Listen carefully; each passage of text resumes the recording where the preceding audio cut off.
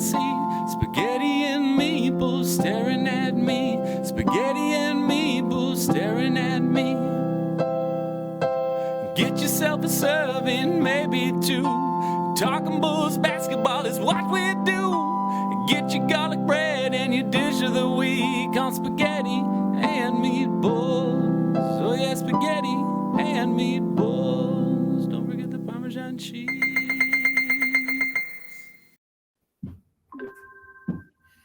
All right, ladies and gentlemen, we are back. We are here breaking down what we hope to be at least a competitive series, Spaghetti and Meatballs, with your hosts, Trevin and Jonsy. What's going on there, big guy? Well, I'm here. Yeah. I'm here. Yeah. Well, it's all right. What's that? I'm just gonna say Bulls getting 10 points. I mean, we don't have Jesse jumping on with us today, but seems like a lock. That seems like an awful lot.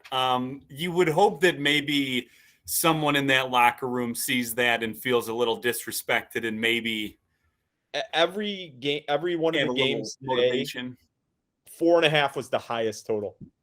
Oh my gosh, man. Yeah. Oh boy.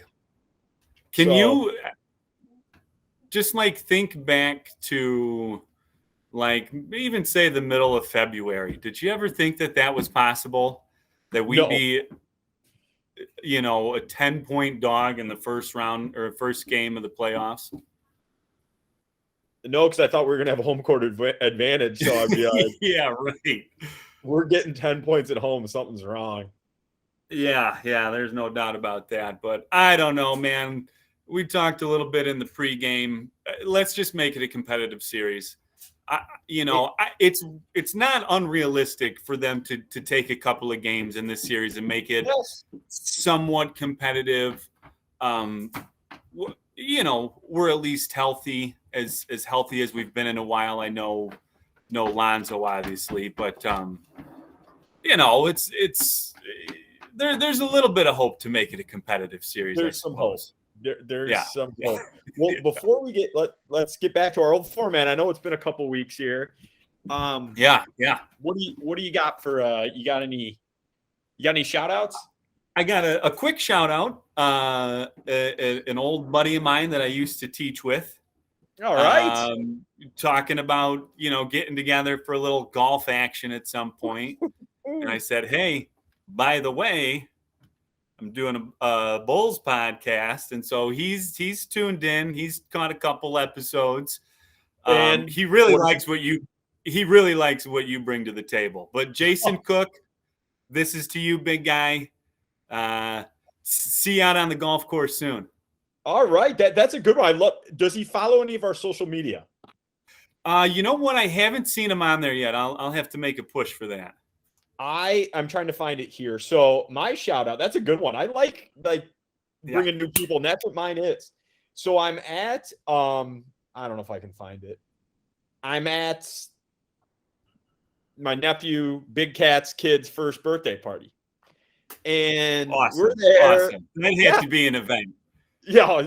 And my cousin husband comes up to me, and we're, it's the day after I went to the Bulls game. We're kind of bullshitting about the Bulls and talking a little bit.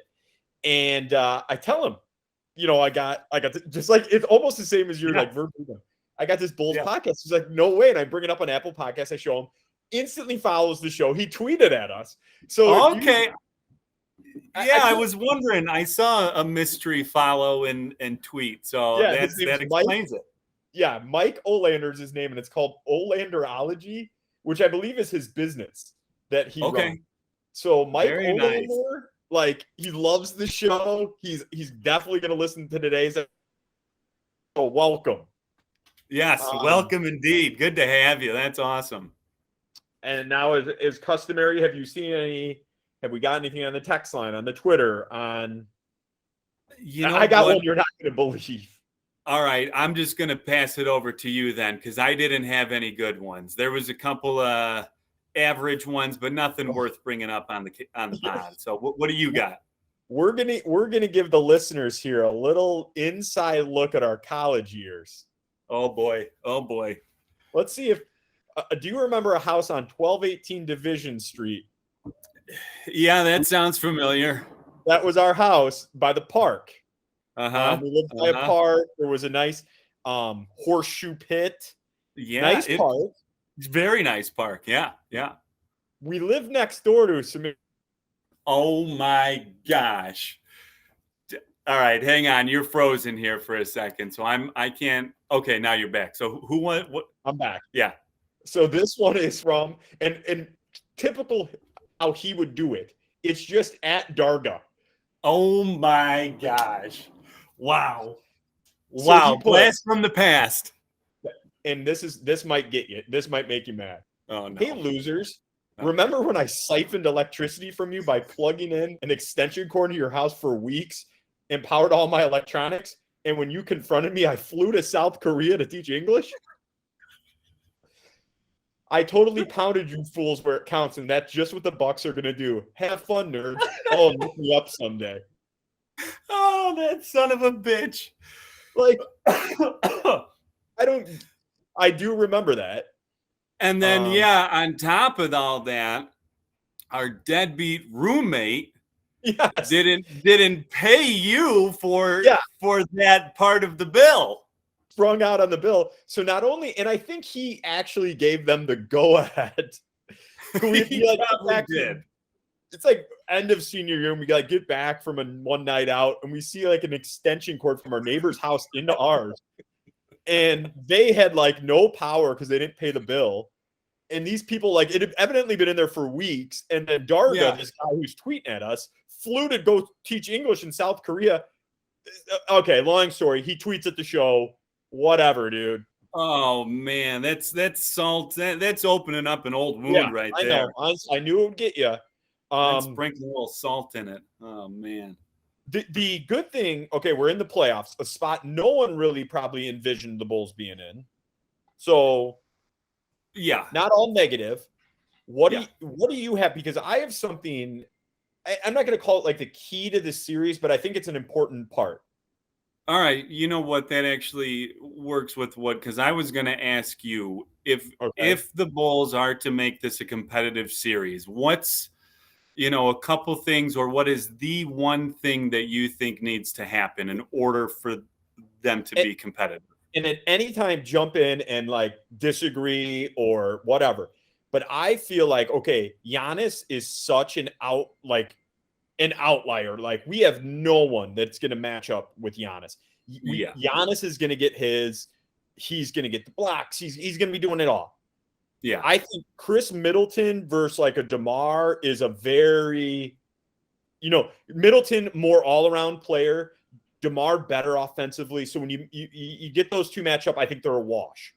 Yeah, I think I agree with that. About Zach and Grayson Allen is who they started against the last game. But I think the real matchup here that could sway or kind of shift momentum is Drew Holiday versus Caruso or Drew Holiday versus Ayo. Because I think he's such a dynamic player, underrated player, kind of how he goes, the offense and the team goes. And for sure. I don't know, though, if he's ready to go a 5, 6, 7 games against Caruso, then Ayo, or Ayo, then Caruso, just in his mug. Yeah, that's a very good point, that there's going to be no easy matchup for him. No, and that's where I'm at. Yeah, because that's a very good point, because he has, like you said, there's Giannis, there's Chris Middleton, and he's kind of that not for them, but maybe to the general NBA fan, that undervalued third star, if you will, because it wasn't the last time that we played the Bucks, but the time before that, he just went off in the fourth quarter. I think he's pretty clutch most of the time. So he was hitting shots like he was playing against smaller guards, even like backing down like Ayo. I was like, yes, Ayo was like 6'5". Like, how is this happening? It was impressive, dude. He took over. I just really feel like Giannis is gonna Giannis, like whatever. And Middleton's going to get you 16, 17, but so is, DeMar, or DeMar's going to get you probably 24 to 30. So that's going to be a Right. wash. Yeah. And then, Zach is just, no one's going to compete with Zach in that 2 guard that they have. But Drew Holiday is just going to be a difference maker one way or another.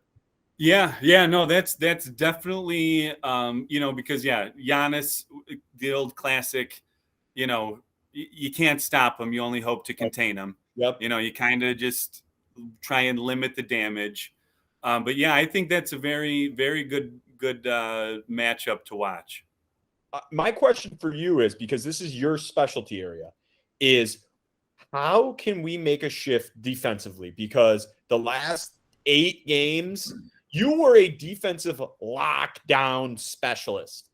Not only will we we're giving you guys another inside look. We're in intramurals. Our team is called the Beef Curtains. We had yellow jerseys with a pig on it. It was really weird. None of it made sense.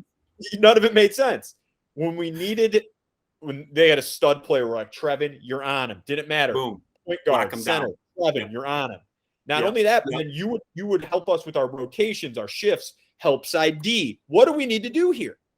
Well, I mean, that's it. I mean, the communication, the help defense, because and I was listening to a little bit of what Billy was saying the other day at his press conference, how, even back when they were on the 9-game winning streak, there were things going on there that he was concerned about, specifically with the defense. And those have kind of just progressively gotten worse. So, it sounds like they've had some pretty intense practices. So I don't know if that's going to help kind of ramping up the intensity. But, yeah, you got to be able to communicate. You got to be able to help out. Too many times you see these guys just, I don't know if it's assuming someone else is going to pick them up on the pick and roll, but these guys just end up with either wide open jump shots or wide open drives to the lane. I'll tell you what, we're at the Hornets game, and Miles Bridges had one of the wide openest lanes to a dunk that it was like, and I don't know if I know exactly what one you're talking about. The TV crew or anybody else said something, but it was like, no resistance. Yeah. The old could drive a Mack truck through there. I mean, it was just it's like you couldn't try any harder to give him more space. Yes, and he just walked through, and I was like, okay, this. Yeah, let's go home. So to me, those things, Drew Holiday locking him up, getting him to create some turnovers, maybe getting him in some foul trouble. And then we got to do something defensively, which is easier said than done against a great, Milwaukee team. Yeah. But you're right. Hopefully, and I'm sure that they'll have it set up where it's just one of those 2 guys is always on Drew Holiday, and you can only hope to disrupt them enough to cause some turnovers, some foul trouble. Here's my other question for you, our defensive guys. Do we even put Vooch on Giannis, or do we just say just guard Lopez and don't even worry about it, dude? I think you have to, because if there might not be a more unfair matchup in the NBA than Giannis going up against Vooch in open space. Which we know Vooch versus anyone is already questionable. I guess the good thing here is I feel Joel Embiid would eat Vooch alive, whereas Giannis, we can throw at least a couple different guys at him. Yeah, that's a very good point. I mean, if you were going against Embiid, it'd either be him or Tristan Thompson, which isn't the ideal situation either. But I mean, at least here you can have Patrick Williams on him. You could have, I suppose I don't know if you'd want to put DeMar on him, but you said you were listening to Billy the other day, and I don't know if this was from last presser or the one before, but Billy gave a quote that said, during the 9-game streak, I knew that things were not as good as they seem. And right now, no matter how bad we're playing, I also know they're not as bad as they seem. Yeah. So, it was kind of a good insight, reassured me a little bit, because I agree. During that 9-game win streak, we pulled a couple out of our ass. that we shouldn't have won. DeMar was playing at like 24-year-old MVP level. Yeah, he was out of his mind at that point. And although our defensive sucked, like you and I talked about pregame, at least the Charlotte game, and I know a couple other ones, it was like they were setting like all NBA history marks of percentage. Like sometimes there's nothing. These guys are in the NBA for a reason. Like right. And sometimes everything lines up and everybody gets hot on the same night. But so I'm not gonna stress out. Let's talk about like what do you see this series looking like? Like, well, I think you're being honest with ourselves here. Yeah, I mean, do we have a shot?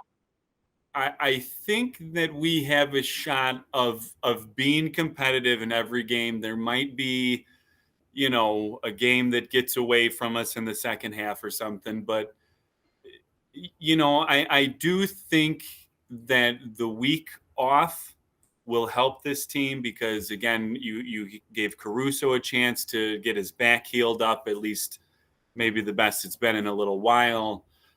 So, that whole play-in game, avoiding that might really help us in being able to just, and give us that week of rest. And, I mean, even though they did go pretty intense at practice, it sounds like. But, I think that if the Bulls, can somehow steal one of these first two games, and I mean, you could say that about any series, but they have a real chance of making it a 6-7 game series. I'm going to tell you, you took the words right out of my mouth. If we steal one of these two, and I'm looking at tomorrow because they're a 10-point favorite. They're the defending champs. They're at home. It's Easter. You got all these things going. And you're like, okay, maybe we get overlooked and we come out hot and they're trying to you really put pressure on people when you win that first game away. So absolutely. I think I agree with you. And you're right about that. There's a lot of variables that are kind of lining up. And if Giannis doesn't find as many Easter eggs as his brothers, he might be a little off that day. He might be a little salty, but there's games too where I thought they shot lights out. That like they were going to beat us. Don't get me wrong. I'm not saying like we would have won the game, but there were a couple times they beat us this year that it looked worse than it was. I think that Grayson Allen scumbag, cheapskate, dirtbag is. We still did not forget that. And there's still going to be some intensity. There's blood in the water. This is a rivalry. Yeah, no doubt. Yeah, and to that point, the Bulls everyone in that locker room is well aware that they lost all 4 games in the regular season. Like, they're going to go into this matchup pretty pissed off. So you got to channel that and use it to your advantage. I'm with you. I'm worried we sound a little bit broken record. At least I do. We keep saying we can't keep losing against these top seeds. Okay, we're 1-12 versus the top seeds. This can't continue. Yeah. Oh, we're 2-18. We'll okay, we're 0-4 against the Bucks. Can we really go 0-8? But can we? I don't know. The law of averages at some point have to even out, right? Yes. Like I can't imagine the Bucks and they are a good team, but are so good that they go 8-0 against another playoff contending team. Like, come on. Right. You have to, I mean, I'd like to flash back and remind our listeners of 2015. The Chicago Cubs, I believe, were like 6-0 versus the Mets during the season and like blew them out all 6 games. They meet in the NLCS. The Mets sweep them in 4, and I think the Cubs score like 2 runs. Different game, different, but like it's not unheard of for a team. There's a chance. You're telling me there's a chance. There's a chance. I'm looking forward to this. It's a good test. Yeah. It's really going to be a barometer for the season. It will tell us where. I'm hearing, and this can be for our end of the year wrap up show, but I'm also hearing that Vooch's name getting tossed around in some big name deals. Yeah, yeah. I think that's a possibility of him definitely of them exploring a trade with him to see what they could get back. You know, one I saw was like Vooch and who was it? Was it Vooch? It wasn't Kobe, and it wasn't Patrick Williams, but it was like Vooch and Troy Brown or Vooch and Javante for DeAndre Ayton. And I was like, sign me up. Jeez, oh my gosh, are you kidding me? I'd be all over that. It's just I And love I Vooch. love Vooch. Yeah, yeah. But I don't think we've gotten like the return on investment as of yet. Yeah, I think that's a fair assessment, because, and I've been, when you think of what they gave up for him, yes, 2 first-round picks, Wendell Carter Jr., who we knew what Wendell Carter Jr. was. Right, like exactly. He's a 10-10 guy who's going to be a defensive presence. Like, yes, perfect. Exactly. So as much as I love Vooch, I agree with that. We have not gotten, now who knows, maybe he goes off for averages 40 points a game this series or something, and they pull it out. I know your guy in the training room listens to the show, and I don't want to get back to Vooch that we're saying this. I'm not saying Vooch has to average that or we have to win the series in order to save Vooch. Right. I'm fine with this team coming back as is with maybe another like mid-level exception free agent. I'm just saying, I'm saying what's out there. If anything, and I agree, and and I think they're going to explore all their. I mean, that's what you want a good front office to do, Let's explore every way we can try and make this team better. So, but Vooch, we do love you. Don't worry. Yeah, don't get us wrong. Speaking of front office, I've heard Mark Everly name tossed around a lot for some other jobs, other places. Yeah, that's not surprising, actually. What did they say? Atlanta, like who else was looking for somebody? Charlotte now. So oh yeah. Well, yeah, he might jump at the chance to go work with MJ. Yeah, well, you can't blame the guy. So what do you got? The closing segment here, because I gotta help out in the living room in a minute. Yeah, for sure. Well, I think you made a comment earlier, and we'll break the whole season down when the playoffs are over, whenever that happens. But big picture, at the beginning of this season, if you were to tell most people that the Bulls were a 6 seed, they'd be pretty happy about it. Yep, for sure. Now, granted, at one point we were the hottest team in the NBA and in the first seed, but this definitely happened quicker than most people thought. DeMar's been a nice surprise, so hopefully him and Zach can light it up here in this first round and do something to make it a competitive series. Yes, I think you said it, kind of a couple times now. Competitive series, I think we definitely can do that. I'm not going to come out here and say Bulls in 6 or Bulls in 5 or Bulls in 7, but could it happen? Yeah. I saw. I'll retweet it under our account. I retweeted under my other account. It was a visual statistic, and it said like the percentage leader from different spots on the floor, starting from like 2 feet all the way out to like 35 feet or something. And DeMar was the leader from like 9 feet to like 23 feet. He was really. It was something crazy. I'd have to go back and look. Yeah. I'll So I'll keep an eye out for it. Yes, I think Zach and DeMar always give us a shot. If we can turn it up defensively and create some bad looks and some turnovers, we got a shot to be very competitive. And let's just see what happens. So what I am going to say right now, I'm going out on a limb. I'm taking Bulls plus 10 right now, Saturday. I got to agree with you there. I mean, I don't know. Maybe it's just hopeful, but geez, you got to hope that they make a somewhat of a better appearance in the first game. Yeah. Well, Trevin, it was a pleasure. Sorry, I had to cut this short. But no, all good. All good. As always, that's al dente.